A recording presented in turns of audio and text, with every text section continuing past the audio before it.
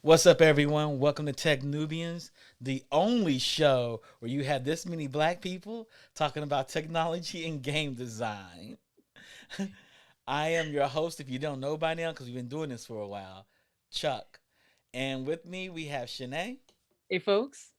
Cherie, Hey everyone. Leon, What's up, people? Travis, What it do? and Ryan. What's up?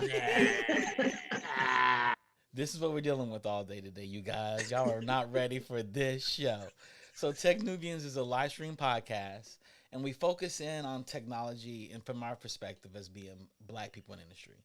If people don't know, black people represent 2% of the video game industry, and that number is shrinking. And our goal and mission is to increase that number. So, we're trying to recruit and get people involved in the gaming industry, particularly behind the screen.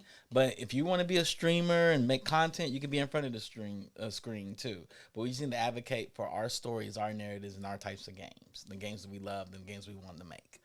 We're going to start off, as we always do, with the news.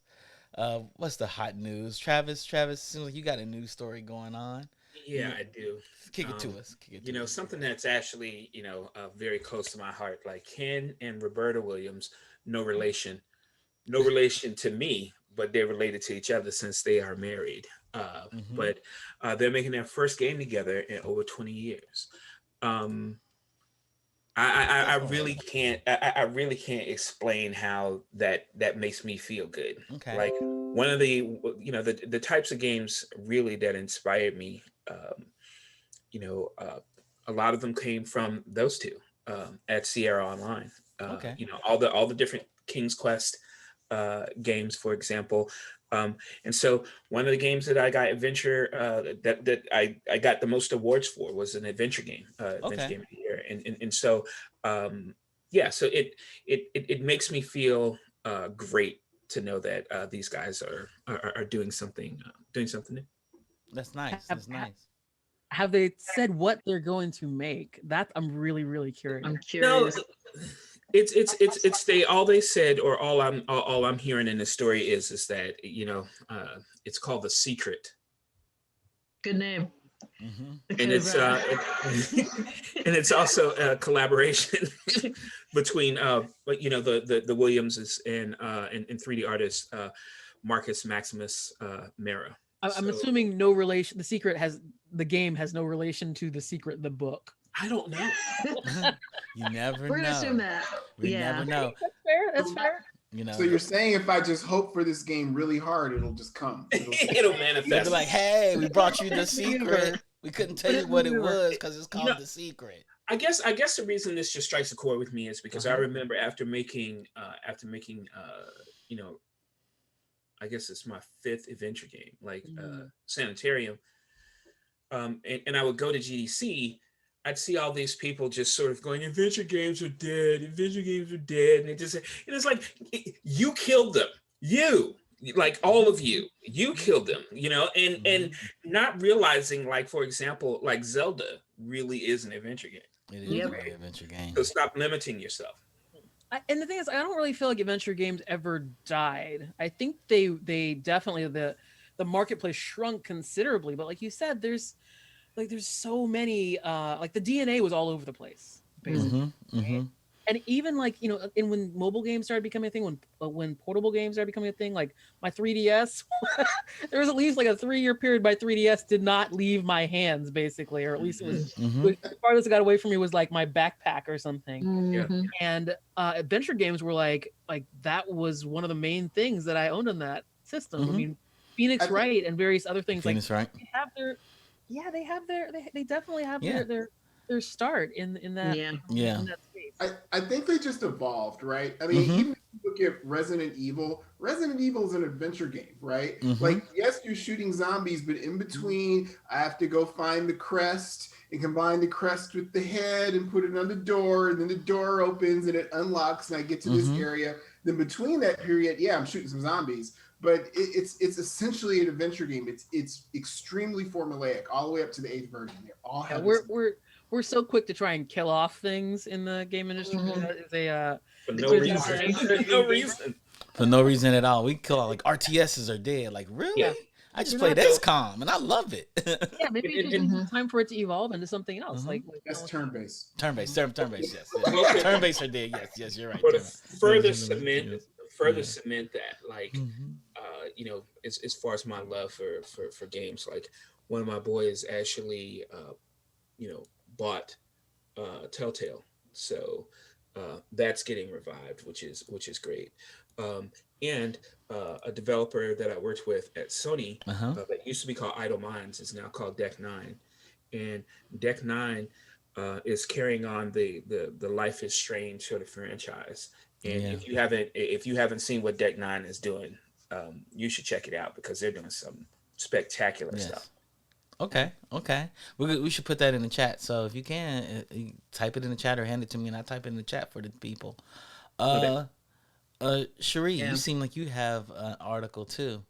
Yeah, so I want to talk a little bit about, there's been in the news lately, we've heard a lot about mental health, in particular with Naomi Osaka, who is the #2 tennis player in the world. She's won like four Grand Slams.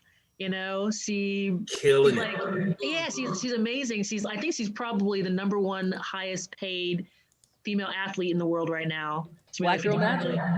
made like $54 million last year. She, ahead of the French Open, she alerted, officials that she was not going to be doing press. And she said because she needed to protect her mental health for it. And I don't know, maybe they did not believe her. But after she finished a match recently, she did not go over to talk to the press. And, she's getting a lot of flack for that. Like, first of all, she got fined $15,000. And eventually, they're trying to kind of force her and trying to kind of like, to get her to start doing press again. And eventually she pulled out of the French Open. And I said, she's been getting flack here and there. And there's been a lot that's been spoken to about this because some folks are kind of like, well, the players owe it to people to like make themselves available, blah, blah, blah. But she said, I'm going to protect and prioritize my mental health, which I thought was a great thing. And the reason I mentioned this story is because the Calm app, which folks probably see like their commercials, it'll come on TV and it'll be like, do nothing for 15 seconds or something like that. The Calm app is backing her, and they pledged to give $15,000 to like a mental health org in France.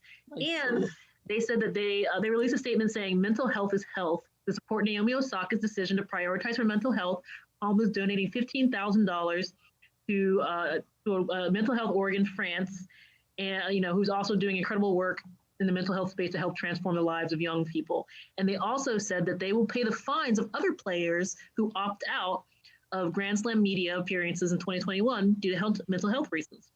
I thought this was like kick ass because I was just like, good on her for prioritizing her own mental health for this, because lots of times we just look at it like, oh, they make millions of dollars, they should take the abuse. And we pretend like the news media with regards to sports journalism, like actually bring some value when they're asking players about things like, hey, what did you feel? How did you feel when you like missed that last shot and like lost the whole tournament? What did you feel? Bad? Yeah. What did you feel? Exactly. That part. So I just I thought that was fabulous. I commend the Calm app for doing that. I just want to kind of bring that up because I think that is something that always gets lost. Is like, mental health gets lost a lot.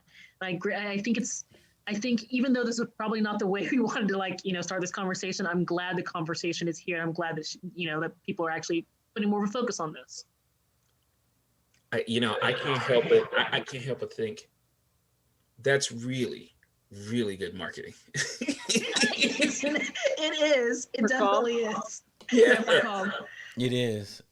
And on top of that, there's an add-on to that. There's another organization that is actually pressing charges, once charges pressed against the French Open for abusing somebody's mental health as abuse and also human decency infractions. Yeah, I mean these if you guys have followed the conversation online, there are folks who are definitely like supporting Naomi Osaka. I'm one of those people. as someone who like works in an industry that is extremely high stress, high speed. It's really hard to, and you can work really long hours if you let yourself. It's really hard to sort of manage that stuff. And there's folks who wind up leaving the game industry because it is so mentally taxing. Yes. And that's just mental. That's not even physical taxing stuff, Yes. right? Yes. And there's folks who are pushing back, claiming, oh no, she owes this to the fans. She like the reporters are just trying to do their jobs. They have to ask the hard hitting questions. And I'm like, have you guys heard these hard hitting questions? These hard hitting questions that they're asking. It's stuff like, I think it was in 2013 or 17, some years ago.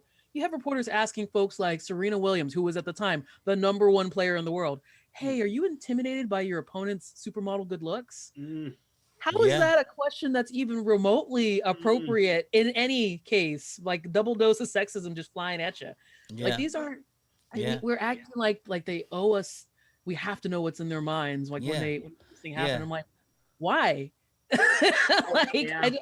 I mean, sure, it'd be nice if they want to sit and talk with us and stuff, but you know, these folks they're not like elected officials or anything like that. Like we don't have to hold them accountable for like, you know, their great tennis skills. I mean, they have to tell us like who they're dating. Like, what is that? How do these things actually go with one another? So I'm glad that she's pushing back. I wish the conversation had been able to kick off in a reasonable way when she came out and said, hey, I'm going to bow out of these conversations. But instead they waited till she bowed out, and then they came at her like it was like she didn't have a right to do so. And now we're having the conversation anyways. And we're having it like, it feels like it's a more contentious conversation, but it was a conversation that was always due. What are you going to say, Leon? You about to say something? Yeah, I think there's two kind of points that come to mind. One is that the enormous clapback that I think was Venus Williams had, basically saying that you guys aren't in a position to ask me hard-hitting questions because none of you are my peers. Yes. Right. Yes. I'm being nicer about it than how she put it, but she said none of you can hold a candle to me. So who do you think you are? What insights do you think you're providing to the public? And again, it's 2021. We have the individual access to the athletes on their terms via social media, right? Things like that. You're more likely to get more honesty out of an athlete when it's on their terms, as opposed to them being forced to talk about it after they just lost the match or something. Right. So just real quick, so that notion is patently false. But you know, I also just really want to add on to what Sinead said about mental illness in our industry. More fundamentally, mental illness to Black people, particularly in America, is something that often goes unaddressed, and that people are told to suck it up. Sometimes you can't suck it up. Sometimes you need help. Sometimes you need medication. Sometimes you just need someone to talk to. And speaking as a man, I can say for sure, there is definitely a social pressure for you to just be quiet and grin and bear it. Yes. So anything that we can bring to this situation and tell people, look, it's okay to step back. Look, it's okay to get help because it's real. Because what we don't want is to people to try to shoulder the world and then end up eating a bullet because they can't take it anymore. So I applaud any attention that we can bring to this issue. And I would say to anyone listening to us, if you need help, there is no shame in seeking it. Yes. And before I move on, I'm gonna tie it right back into the next article after this. But in the gaming industry, it's hard when you're Black or you're the ethnic minority on a team, and they put the weight of that whole entire minority group on your shoulders, and you think they're friendly to you, but when they go to lunch, they forget to invite you, or they wait till last. Oh, we forgot to invite Charles. Charles, you want to come to lunch with us? Like, you're a second thought. You weren't included into the main ask or anything. And so it's hard when you feel like you're in the studio, sometimes even from 3 people, which is worse, up to 1,000 people, and there's only a handful of you all, and people think something when they see you all talking together in the hallways, or you feel it. You feel that. Or when everybody ignores you and you're putting in good work, and they only come to you when they need the Black answer and not the best answer. I want to add my 2 cents onto this too. Work nowadays is pretty crucial. I think that it requires a level of hyper focus that I think that people are not used to. And it's not sustainable. And you need to recognize when you are working at that higher level, and chill out, really. Okay. Just because you're not lifting a 2x4 doesn't mean that what you're doing isn't taxing in some way, shape, or form. And I'm the worst at it too. People will ask me, am I okay sometimes? And I'll be like, yeah, I'll be all right. But you're not. You're not. And you don't recognize it until someone says, hey man, really chill out. And so yeah, people just take care of yourself. It's super important. Yes. This industry in particular, it's hard not only because there are very few Black and brown folks, there are very few women, there are even fewer Black women in this industry. So there's like I said, you have that both the hyper visibility and the invisibility, like this duality of our existence within this industry. But also like we do this because we love making games, right? Like we love games, we love making games. So there's this passion angle. You always hear about like, oh, how do you get in the game industry? Oh, you have to be passionate about it. Well, yeah, you know what? That passion is also a double-edged sword too, right? Like how many of us, at work, whether it was requested or not, because you enjoy the work, you love what you're doing, you're just in the zone, and suddenly it's who you are. Yeah, and then suddenly you realize you've been doing it for too many days in a row, too many weeks in a row, too many years in a row, too many jobs in a row, right? And it's like you have to stop, but like a lot of times we can't stop. So that's why we have to hold ourselves accountable to stuff, and we have to make spaces where we can talk about mental health, we can talk about mental illness, we can talk about work-life balance, and just creating spaces that are safe, not only for everybody, but specifically for anyone who's already marginalized, because it always hits us harder. The thing you mentioned earlier, Chuck, about how there's so few of us in this industry.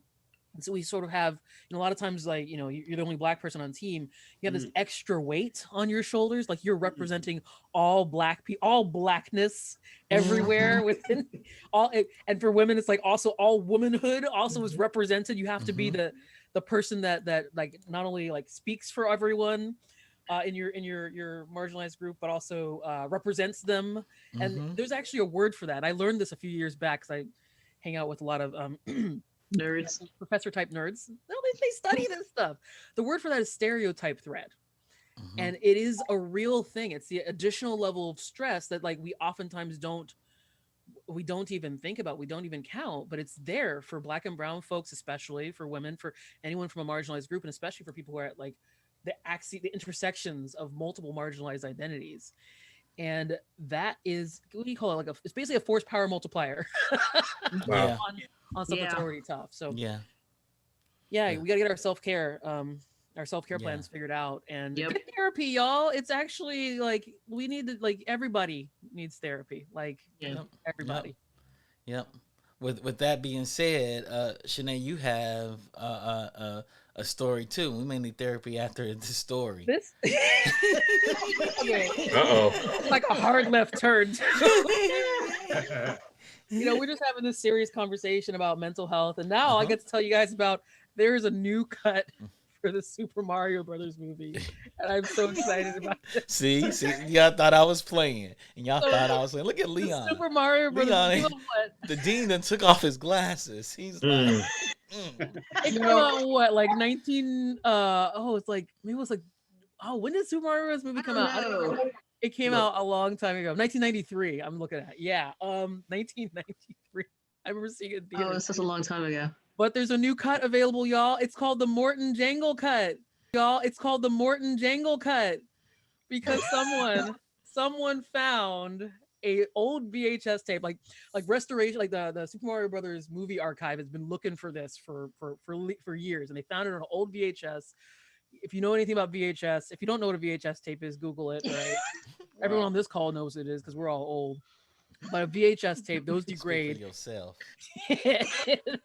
they had to restore it. They actually had to go through and painstakingly restore the visual, the audio. There was an editor and artist. His name was Garrett Gilchrist. Gilchrist. He went through and restored it. and we now have a director's cut of the Super Mario Brothers movie, and you can watch it right now. It's online. You can watch it. So It's like gonna watch 20 it new after this. minutes of content.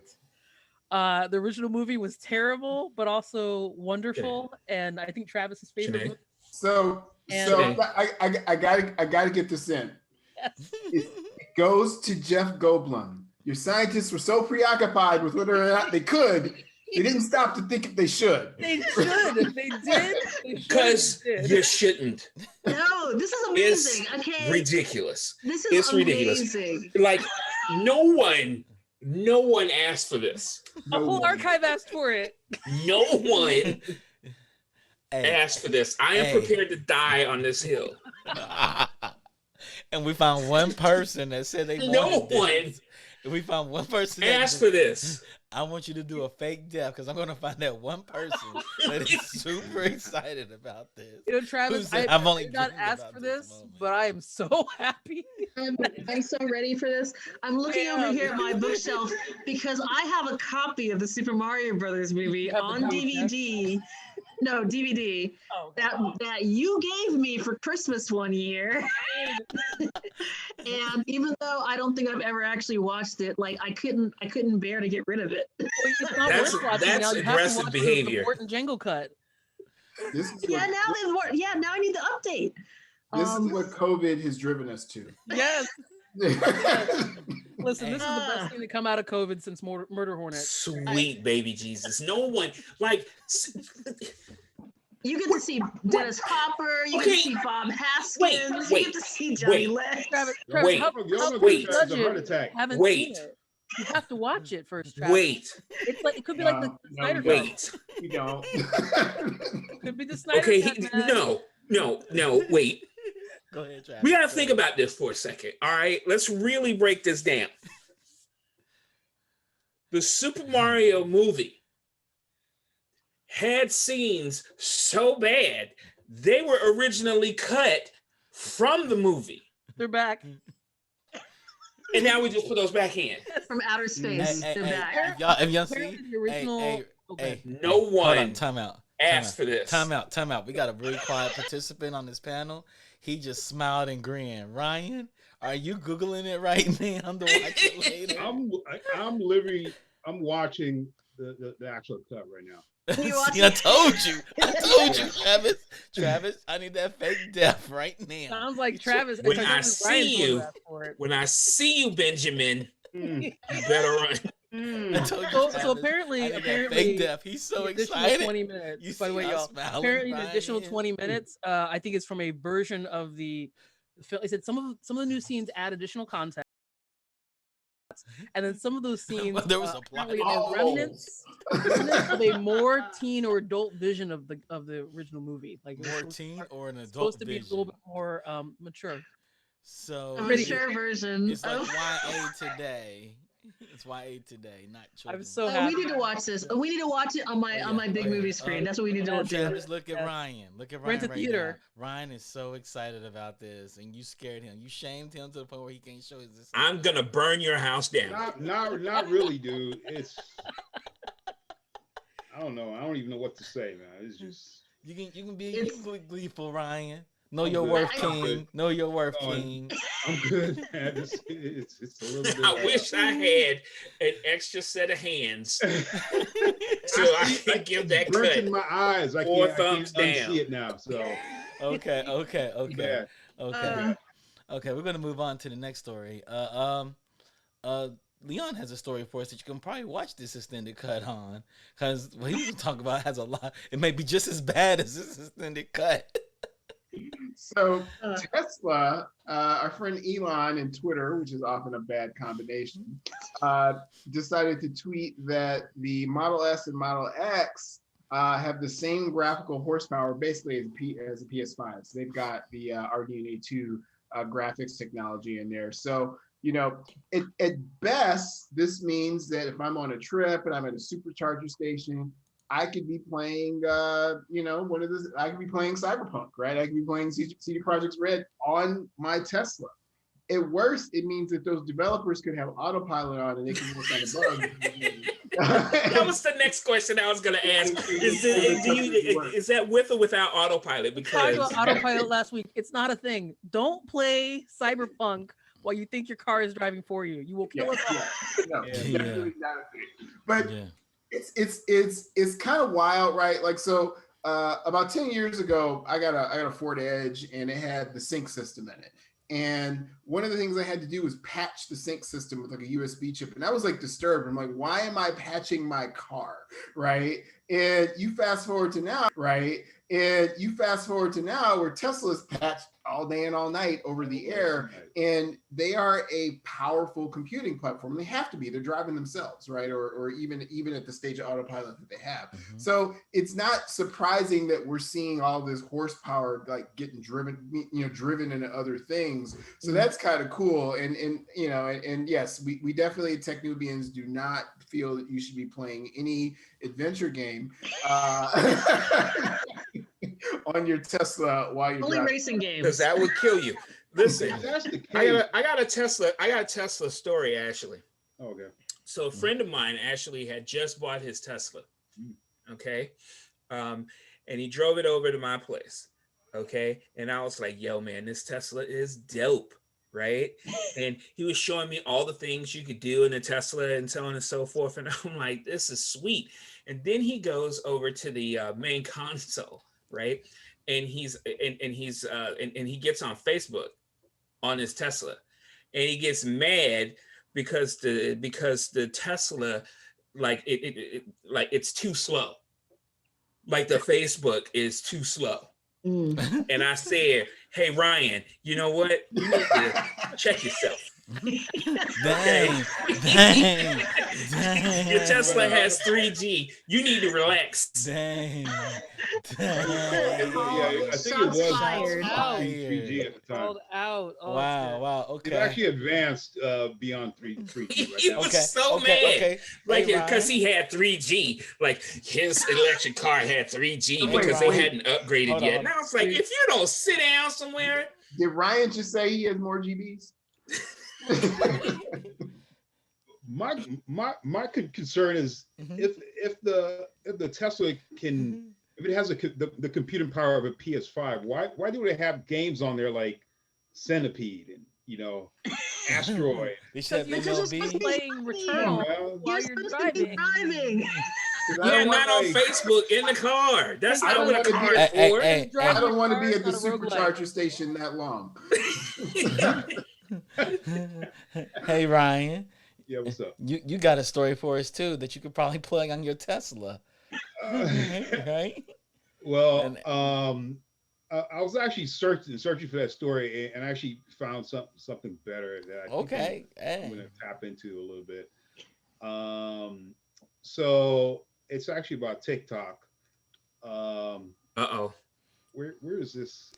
I just had the screen up, man. This is good. Hey, I, you all. He's honestly, driving. Charles, I thought you were gonna go up. He is Nah, it's all driving. you, He's- man. he's It's all driving. you. But it's all good. So TikTok, which I'm glad we're talking about this because this is something I'm recently doing a lot of heavy research into because I have a team of young folks who's trying to push me in that direction. You guys know I'm old. I don't think on that level. I'm pretty much going out of Facebook now, but they're trying to get me into taking TikTok. So basically TikTok just gave itself permission to collect biometric data on US users, including face prints and voice prints. So when I first saw that, actually, let me continue reading before I give you guys my thoughts on this. So when I was reading this, I'm thinking, okay, I know this is owned by a foreign company, but who actually owns TikTok? So I'm reading that there are Chinese investors. There are multiple Chinese investors that own a large percentage of TikTok, and they have a say on the board that's for anything newly created, So basically, a change to TikTok's U.S. privacy policy on Wednesday introduced a new section that says the social app may collect biometric identifiers and biometric information from its users' content. This includes things like faceprints and fingerprints, of which I already said. So it's also said that it never shares any U.S.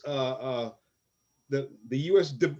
division, I guess you could say, as you can say, they never share any TikTok user data with the Chinese government, nor censor the content, despite of being owned by Beijing-based ByteDance.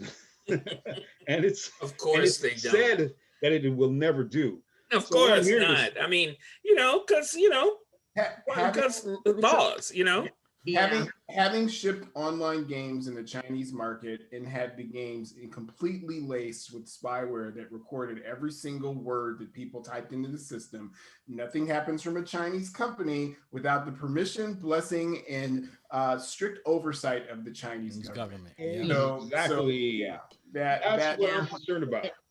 Yeah, and if I can mention, like when I saw the thing about like them collecting like biometric data, the first thing, like little red flags start going up, from for my privacy training with GDPR, which we've talked about a few times, and also California's own flavor of that, which is CCPA, the California Consumer Privacy Act, which is highly regulated, starting to like really highly regulate like the type of data that you can collect, and like actually making companies give a reason. Like you can't just take this data and just hang on to it for forever for no reason, or you have to have actual purposes for it, and you have to like tell people and be able to provide this data to people if they ask for it.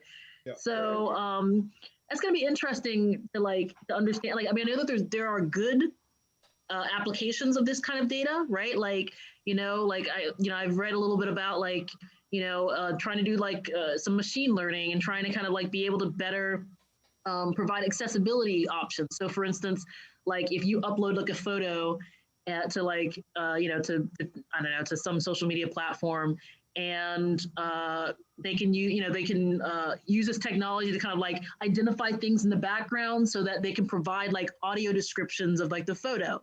So there's good uses, and then there's like other uses, which that both of those are being worked on. Yeah. So it's a little interesting. I'd love to hear what TikTok's reason is for collecting this biometric data, other than just like because we can, because there's got to be like an actual legitimate, well, maybe illegitimate, I don't know. There's got to be a reason for it. I'm kind of curious. Well, it's going to be, for customer service.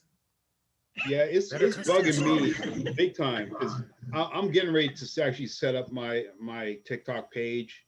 And I'm trying to figure out, okay, what am I going to put on there? Because I mean, you'll put something there that's up for like 10 seconds, 15 seconds max or something, and I'm like, okay, it takes me longer to draw, ahead. I'm sure I can draw ahead in 15 seconds. It's not going to look good. So we're trying to come up with creative ways of how do you do this as an artist? How can you come up with something hyperlapse videos? Ryan, as the heavy engineer here, I recommend you get a burner phone for that. Well, I'm not running it. My wife is, so I'll let her do it. She should use a burner phone. She can get the burner phone. She should get the burner phone. Yeah. I personally would not connect my personal identifiable information to TikTok in any way, shape, or form. Yeah, man, because well, I don't know if any of you guys have ever been to China. I had a stop through there recently. This was right before COVID hit, and it did not feel welcoming going into the country. It felt very much like there's them and then there's these people. That's what it kind of felt like, and it just felt super alien to me. I'm sure it was you, Ryan. Asia. They don't like you. This is the only country that felt like weird when I walked in there. Like, I used to feel like that going to Canada. Canadians are too nice, man. Depends on where you go in Canada. Depends on where you go. True. That's like saying Americans are really nice too. Depends on where you go in America. Depends on where you go. Yeah. We're gonna move on. Y'all, anybody else have any last comments to this last story of going on TikTok? We're actually moving pretty fast, but sure. Yeah, yeah. So as the heavy engineer once said, he would get a burner phone, and we're gonna lean into that. We said the name of the show today is decoding the coding, and a lot has to do with talking to coders and dealing with coders. And no matter how strong your game engine is, you're gonna need somebody that knows how to code, a programmer, engineer, whatever you want to call them or title them, to do so. You're not gonna be able to do this by yourself. I met people like, yeah, I built my game completely in Unreal Engine, and I didn't need a coder. I'm looking at them like, okay, how efficient does that game run? And the games they make are not super complex. So I'm like, okay, that's why. Mm-hmm. You don't have somebody here revising the physics engine for you to make sure your projectiles move at a certain speed depending on the gun they're from and the type of bullets they are, the ammunition.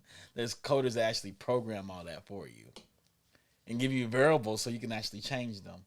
We're going to talk about how each department talks to coding, because art talks to coding differently than production and design and QA, and we don't let biz dev talk to coding. They have no business talking to coding whatsoever. Biz dev talks to no one but the producers.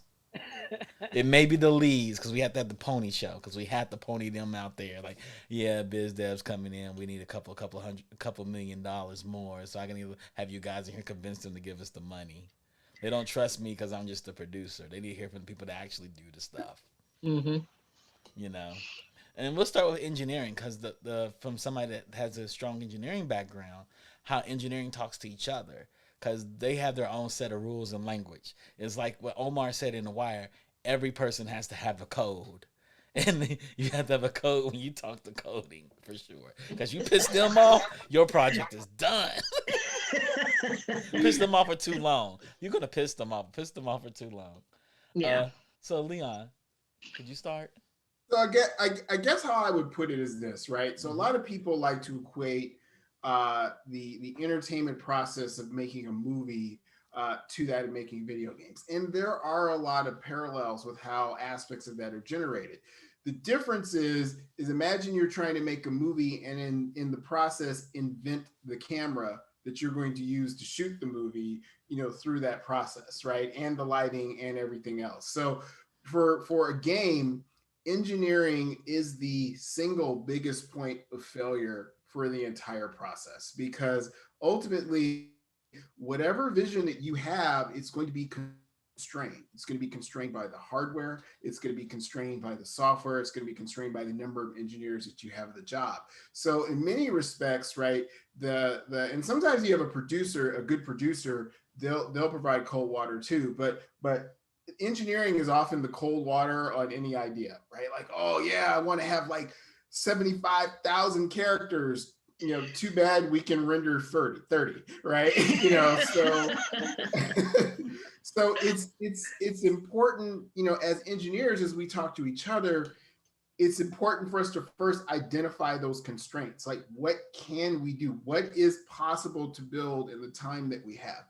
What is it, like, we're building an online game. How does that application scale? I used to have arguments with Travis when we were working on an online game where I was just like, so what happens when 5,000 people show up in the town square? What's your server going to do?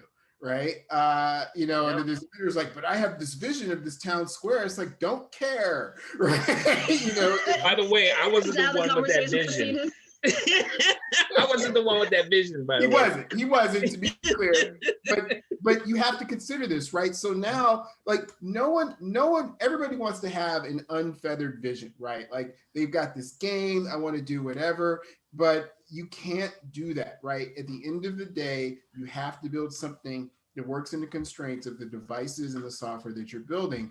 And identifying those limits up front is a big part of what software engineers do. So then when we sit in these meetings and that guy says 5,000 people in Ironforge, and we go 300. You know what I mean? Yeah. So yeah, we have to have those answers ready. So that's what drives a lot of the conversation, because we know we have to keep the project on the rails in terms of what we can actually do. Yeah. Okay. You want to say something, Shanae? I was gonna jump in real quick. Go ahead, jump in.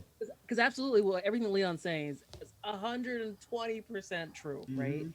And he's talking about it during the course of development, right? Like, so the bulk of your actual game development is the development part. It's your alphas, it's your betas, it's trying to get to ship. But one of the biggest mistakes I think that teams make is not proper planning for their engineering and tech needs before you start stuff up, right? Like, we've probably all been on a project where the pre-production wasn't actually pre. It was like pre-production, and your production was like sort of like we're running side by side. And your alpha and your beta were probably running side. We had a term back at EA. We used to call it balfa. It wasn't alpha. Damn, alpha. Man, that sounds painful. Notice how Yes. that didn't need any explanation. As soon as you said it, everyone got it. And all of us felt it. We were all like, "Oh man, yeah, I had some balfas in my lifetime." Yeah. Like, one of the biggest challenges, one of the things that makes games like so hard is understanding the technology that you need, Mhm. the constraints for that technology, and then Mhm. designing within that box. Not saying that you always have to stay perfectly within here, but understanding if you decide you're going to go out this way, okay, well that shifts the entire situation. You might lose other things as well. Mhm. And so one of the biggest things, like, as a producer, when I'm talking to my engineers, and when we actually are in a state where we're doing pre-production, because every game deserves pre-production, please do pre-production. One of the things that's absolutely critical to do is to really start identifying what your technical risks are going to be. What's the most complicated stuff that you got on the design docket? You Mhm. know, if you got an online mode, trust me, it's online. Yep. If you got systems that are, if you're working on emerging tech, if you got systems that are trying to push the needle on things, like, those are, like, we need to identify what those are. What are those risks? And then, are those technological solutions? Because sometimes they are, but sometimes they're not. Like, a lot of times we turn to tech to solve the problems we identified during pre-pro. And it's like, hey, actually, this is a design solution, because the technical solution is oftentimes the most expensive solution. So we Mhm. have, like, that's part of what that pre-production phase is, and it's also why it's critical to have the right engineering folks in that conversation before you start writing Yeah. any production code. Can I just really quick put in a real good point just to nail it home, Sinead? A lot of people love really cool AI in their games. And I tell people, you don't have to have great AI in your games. You just have to think that there's Yes. great AI in the game. Yes, Necessarily it's an illusion. I don't need an intelligent agent that's really doing all this pathfinding and is making decision matrices. It could have the XY coordinates of the player the whole time. So if you go and look at the original Doom and you render the scenes that are off screens, all the monsters are following the player, right? Through the environment. They know where he is all the time. And they just don't move until they have line of sight. But people say, oh, look, he saw me. It's like he knew where you were the whole time. Exactly. We're giving up all the secrets today, And by the way, I take your Balfa and raise you Ada. That's a possible solution as well. Yeah, Ada. Sounds a little more visceral, actually. We did a bub mission once, I think. I it's funny. I tend to actually, when I talk to code, I'm immediately assessing what kind of coder I'm talking to. Mm-hmm. And I think it's you have different types of coders. Yeah, elaborate on that. What type of coders do Kyle? Like for example, the coders that I can't stand, I call the coder bot. Okay, and it is someone who will just code exactly what you said, right? And it reminds me of that joke that you posted, Leon, about about getting all the milk.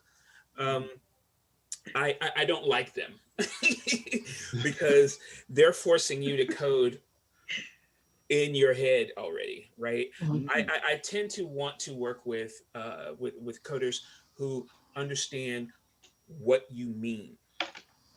Okay. Mm-hmm. And it's an important distinction. And the reason I say that is because I think a great programmer thinks holistically. Okay. A great programmer is going to think of all the stuff that you don't. Okay. And it's because they have to deal with that abstraction. Right. Now the cool part, I think, is even more so than a coder that knows what you mean, And I think the ultimate expression of a coder, at least in my opinion, is a coder who knows what you mean and gives you the ability to change that on the fly. Okay. And that's when you get into like these superheroic coders who are on the tool side, right? Because if they say like, hey, here's a gun, make it feel nice. Okay.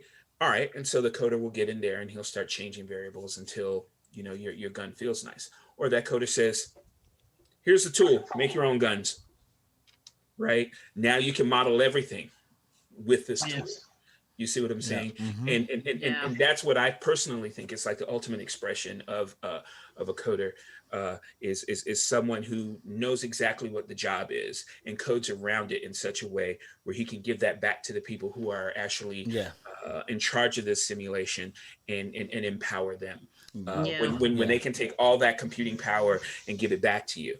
That's in my opinion, you can't get better than that as far as code is concerned. But Travis, I just really briefly have to defend, you know, we call them walking compilers, right? that person that's super literal. But I do have to defend them, and this is why it's important for a producer to have strong and crisp communication skills, right? Because you're going to walk into that person that's going to say, you know, you're going to say, hey, you know, go to the grocery store and get milk. If they have eggs, bring home 6, and they're going to bring home 6 containers of milk because they had eggs. You know, that's the logic. But it's why communication is important, because you're going to run into that. He may just be young, right? Can I throw something in here on that too? And then I can go to Sheree. I think Sheree want to say something. Yeah. I've worked with walking compilers, and I think as an industry, we tend to let them off the hook when it comes to communication, because like we absolutely, like producers, like 90% of my job is getting left hand talk to right hand and stuff. But that doesn't mean that should only be my job. Like, we're all working on a team, right? In order for teams to be effective, we have to be able to learn how to communicate with one another. And for some reason, we have that stereotype of like, oh, the socially awkward, you know, doesn't like speaks in ones and zeros, kind of like, you know, coder that doesn't know how to talk to a person of the opposite sex or of the same sex or whatever, just doesn't talk to humans. And we just sort of let that, like, well, that's just how they are. I'm like, no, man, if you're on a team, you got to learn how to communicate with your team. It doesn't matter how good of a coder you are, you will have a ceiling of where you can be successful in working with a team if you cannot figure out how to talk to the team. You know, what's interesting. Oh, I'm sorry, Tree. I forgot you were next. Sorry, you Sorry, no, this is a great conversation, especially with like all the folks who are on here who actually do code. I come at it from like the QA side, right? Where it's like actually testing all those hypotheses, you know, testing that, hey, can we actually get, you know, I know we can't do 5,000 people in the town square. We can do 300. Can we actually do 300 in the town square? Like, what does it actually look like? What the actual experience is? You know, a lot of my testing experience, I actually was doing compliance. You know, and when I was doing testing, it was a more contentious era, I will say. Like QA and like our engineering team, they didn't really feel like it still is. Yeah, it always will, because we're critiquing your work, right? And like, you know, sometimes QA folks aren't always like, we made you know, about this one. You're breaking up, Sheree. Oh, y'all can hear me okay? You're breaking up just a little bit there, but I think we understood your point and stuff on this. Yeah.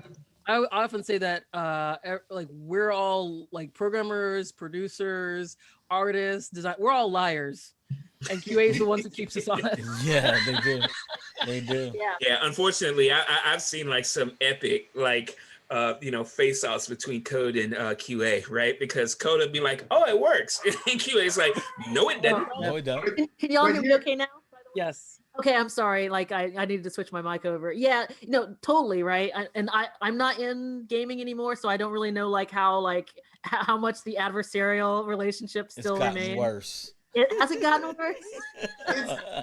We got good stories from back. It's always going to be adversarial, particularly to somebody young. When it's like, look, I'm introducing you to an entire department that is going to nitpick every single thing you do. And you know what?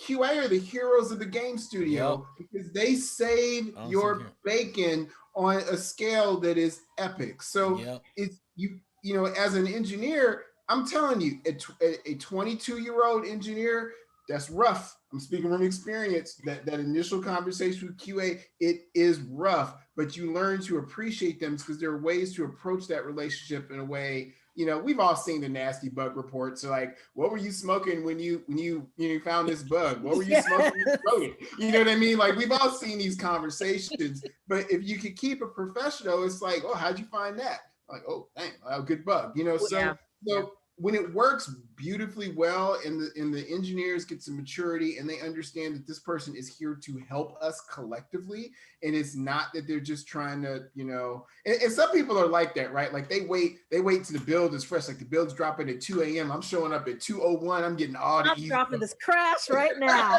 I agree with you. And honestly, I think like the best QA teams that I worked on is where like QA and engineering did actually come to an understanding, you know, to be like, listen, we're all on the same team. We're just looking at this from different sides, right? So for instance, you know, you might have somebody from QA who was like, hey, when I put 50 sprinklers on this screen, like the game stops. I'm like, well, yeah, no one's going to do that, you know? But like, so we have to have like, basically they need to have this conversation to be like, what are the actual parameters? What are the intelligent things that we can test to make sure that we're actually providing input or feedback. Yeah, feedback has to be valuable, not like super edge case. Honestly, every tester will do at some point, but super. I kind of loved the edge case stuff because I'm like, when QA was to a point where they're just doing edge case things, I'm like, cool, my game must be pretty solid. Yeah, when you put all over that, Yeah, like when it's funny, when they're Sinead, plugging a multi-tap into a multi-tap. Yeah, I call that getting mad at the rev. I'd be like, why are you mad at the rev, man?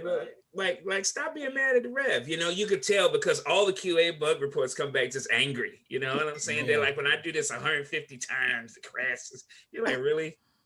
I remember putting in a really great bug back when I was in QA. This is probably like 18 years ago or something like that. And I put in a bug in a certain racing game that we were testing. And if you played through, I think four laps, like four laps, and then you plugged a multi-tap in that already had a controller plugged into it, and then pulled it out during the loading screen, the game would crash 100% of the time. Didn't work if you did it during one of the first 3 laps. Didn't work if there wasn't a controller plugged in. 100% crash. Dev didn't believe me. I went upstairs and reproduced it for them, and I got the nastiest message back. I think it was like, QA, do you ever want to ship this game? I'm like, listen, I just have to report it. You can do what you want with it after that. You don't have to fix it, but just document. Yeah. It's a bug. It's a bug. Yeah. I will mention probably my favorite bug that I had was when I was working on GoldenEye for the DS, and I knew that on this board you had Oddjob was like the bad guy on the board, and I knew there was a gun that I could find that you could shoot through levels or shoot through like objects. Mm-hmm. Yeah, shoot through walls. So like, I started off the level, and I was like, let me go get this gun. And I stood there and shot every direction until I shot and killed Oddjob from the very beginning of the board. Nice. And I was like, y'all should not spawn Oddjob until you get there. You know, it's funny because like mad at the rev. Yeah, well, I mean, honestly, I came upon it by accident. I came upon it because I found that gun and shot once, and it said Oddjob has died, and I was like, what? Right. Why is Oddjob already? Why is he already spawned? But you get some really great bugs. Yeah, I think it works best, of course, when you have that partnership between like engineering and QA, and actually all of our different groups, because we're all aiming for the same goal, frankly. I think one thing we can mention to give people a concrete fact of what we do in gaming, is just to your point, we all have to work together, and that's this notion of triage. So when we're in this process, production, test, engineering, we get in the room and we look at these bugs and we decide which ones we're not going to fix, because putting those 50 sprinklers down, we might not fix that one because that one might not be kind of normally possible to get to in the game. Every game ships with bugs. It's, fixing software is like, that the dam where you put your finger in the hole and another hole comes up somewhere. And when you get to the end, you get real stingy and like, I don't know if I want to plug that hole. I'm afraid something else is going to open up somewhere else. So we let things go. And that's determined in triage. And that's exactly why in that particular game, you can only have 49 sprinklers. Yeah. It's the Sims, by the way. Yeah. I thought that sounded like a Sims bug. Yeah. Yeah. No, I So- think that's you know, we talk about when we think about engineering, we oftentimes think about like the explicit like coding sort of thing, but QA engineering is a discipline that's really Yeah. absolutely critical, and it has been you know, I think it's one of the disciplines that's still actually really growing in thoughtfulness, and it really helps supplement the type of testing and the type of work that needs to get done. And if you think about it, like you've got, you know, a lot of these games, like especially with even without user created content, you might have, you know, hundreds of skins, you might have dozens of levels that you're loading into, and you could have a tester do all of that work, or you could actually automate it, and you could have automated testing that helps actually go through and take some of the menial work, the repetitive work off of people. Yeah, I tell everybody there's a God of War 3 bug that breaks the game in the very beginning when you're facing Poseidon. So if you get it when he gets you against a rock and he's throwing the trident out, if you double jump, light tack, heavy tack, light tack, you'll fall through the world 100% of the time. I did it 100% of the time. And my friend was like, there's no bug that early. I was like, come over to my house. He came over. I just did it. So I'm looking at him, not even looking at the screen and knowing it's happening. I don't even have to look at the screen. I don't even have to look at the screen to know I can produce this bug. When we do it again for you, let me record it so you can take it back into the studio and let them know I broke your game. Your game is broken. Y'all ship with a broken game. This is the first 15 minutes of the game. I mean, maybe not a broken game, but there's definitely that bug there. You know, we should do a time where we just reminisce on all the ridiculous. Yeah, not the games we worked on, but this like, is a friend that told me like, we almost shipped a flawlessly bug-proof game. I said, God of War 3? He's like, yeah. I was like, oh no. There's no such thing as a bug-proof game. There's only one studio that's been known to ship bugless games, and that's PM Studios down on 3rd Street in LA. Give me that game, I'll break it. I will give you the games from. Even Sony was like, yeah, it takes them a while, but that's one thing that Michael works on is make sure the games are bugless. If it bleeds, they kill it. I said the same thing. I've got so many bugs I've found in shipped Nintendo games. Absolutely. By just saying there are no bugs, you spontaneously created one. Yeah. Right. I thought like in the interview question, when they ask you what's your greatest flaw, and you're like, I can't think of one. You're like, I think I know. Yeah. Narcissism. There it is. That's it right there. But we're gonna move on really quick. We're getting close to the end of our show before we make Ryan show us what he's working on because he's smiling. I saw looking at this Mario Brothers stuff. Not yet. Take your time, Ryan. We're gonna ask. Yeah, don't act like you ain't drawing. I know it. What are you all playing right now, and what are you looking forward to in the E3 or after E3? Ooh. I'm actually playing Demio. Like I can't get enough. You like it? You love it? Yeah, man. I got it and haven't played it yet. I'm looking for people to help me out because okay, I got you. Yeah, because that game is dope. Like it's giving me all my RPG vibes, Okay. And I'm actually late to our D&D game actually because I'm doing the show. Please don't at me, by the way, for this next one. Don't at me for this. I'm finishing the Final Fantasy remake. I haven't even started the Final Fantasy. Don't at me. Don't at me. I'm sitting. Look, it took them like 30 years to remake this. I think it's okay if it took me like 6 months to play it. Yeah. I haven't started it. Travis. Huh? It's been out for like a year now. Come on. Now. I know. I'm still playing Returnal. So I actually took a little bit of a break from it this week because that game is stressful. I like it a lot, but I took a little bit of a break from it. And my sister and I were playing Age of Calamity, the Hyrule Warriors 2 game. You might have seen me talk about it on Twitter. It stopped kind of being fun a little while ago, but the cutscenes, I'm still invested in the cutscenes because those are actually like legit high quality. Like they're trying to tell a story. It's not a good story, but they're trying to tell a story. And I'm a sucker for Zelda stuff. Okay. Yeah. Okay. Yeah. Sucker for Zelda stuff. What are you playing, Cherie? Are you playing? Or are you doing art still? I'm trying to make myself. I took the summer off from my classes, so I'm trying to stay motivated to make myself do art. But no, I'm playing Famicom Detective Club. I'm not very far into like the missing air. I have come across a few bugs in that game. Let me tell you, it's not bug free. It's not bug free, even 30 years later. But But no, it's interesting. I'm looking forward to the new Phoenix Wright game that just got announced about a month or so ago. Yes. Objection. Okay. Leon, you what are gotta you get playing, Leon? I'm playing Resident Evil Village, so enjoying that. For whatever reason, I love to play that one at 1 and 2 in the morning with all the lights off. But enjoying just because there's a character named Leon, probably. Not in this one. Oh no, it hasn't come up yet. But good tension. It feels good. They do a good job of Resident Evil of ammo is scarce, but they give you enough of like the pistol ammo. Like the old Resident Evils, you would sit there with 0 bullets and you're throwing harsh language at the zombies. In this one, you always have 9mm. You may not have shotgun rounds, you may not have machine gun rounds, but you always feel that you can fight. So I thought that was a good stylistic change. Cool. Firearms feel really good. Not just kind of insta kill everything, and shotguns, recoil all feels great. Tension is high, and tall vampire lady is no joke. So Okay. Ryan, are you playing anything? I've been itching to like just shoot people all week, so I started playing Call of Duty. Okay. I just wanted because I just started. I jumped back into Call of Duty.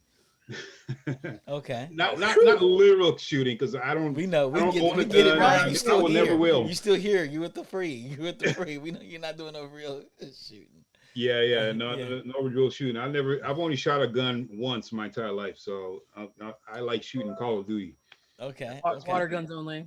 Okay. All right, show us what you're working with so we can wrap it up, Ryan. Yeah. All right, so to give you guys a quick snapshot of what I've been working on, this is an IP I've been working on for a while now, and it's called Spark, and this is the one promo image that I created.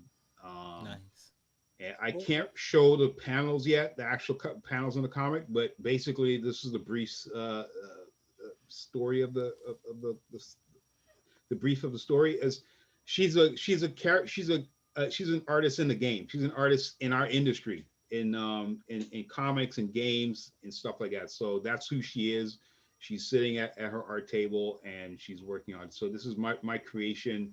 And this story is about her being a young artist in this industry, and it's specifically written and engineered towards showing the young generation how do you ramp up your art game, how do you play the field, and how you get plugged into the industry system, so you can actually start working in the industry. So this, I literally show people how to do it through the perspective of an artist in this book.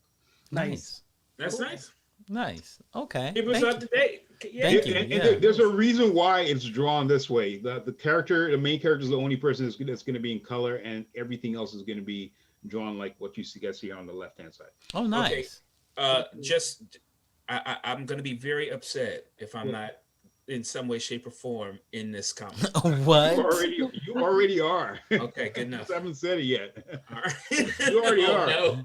It'd be all of us with a black cancel. There's a balloon with eyes somewhere. Yeah, It's just yeah. I'm trying to. I have you there as a black guy in there, but I'm being told by a lot of people to change it to a black woman. So I'm kind of battling with them right now because they think it works better with the story. So all right, fine, just use Sinead then. Whatever. All right, whatever. I can take it. Okay. Yeah. Thanks for sharing, Ryan. I'm going to close out the show for today. Thank you all. What a great discussion, decoding the code. Not the code, but the coding. For people that are listening and watching, I hope you learn how to talk to your programmers, and then hope you learn how to talk to everybody else on your team, because that's very important to complete a game, is communicate. To communicate, first of all, I want to thank Digital Click for everything they do for us, all the creative they do for us, our environments and everything. We're going to be doing an art upgrade soon, you all. So you all will see more beautiful things coming out from Digital Click on our channel. If you need art, go to Digital Click. If you need some marketing, go to Digital Click. If you need promos, go to Digital Click. For the rest of the week, we have Pod Squadron. They're covering the Bad Batch. They're, I think, episode 6 now. And we have Nerdtastic tomorrow. And I do not know what they're talking about tomorrow, but Nerdtastic is back. They're a deep dive podcast. They're like a hardcore history of geekdom. And so they go into deep topics like, let's break down all the Transformers, everything about it. They're like, let's break down Willow and everything attached to Willow. I was like, there's more things attached to Willow than the movie. They're like, oh yeah. Did y'all know that? I didn't know that. So, so I hate Willow, whatever. Whenever y'all want to talk about Transformers, I'm down. I'm a Transformer fiend. Okay. And then I know because you made your own Transformers. We'll talk about that. I used to. Day. Oh, yeah, I did. Every single one of them. With that said, I'd like to say good night. Anybody want to say any last words before we get out of here? Follow us, techn00bians, www.techn00bians.com. Bye.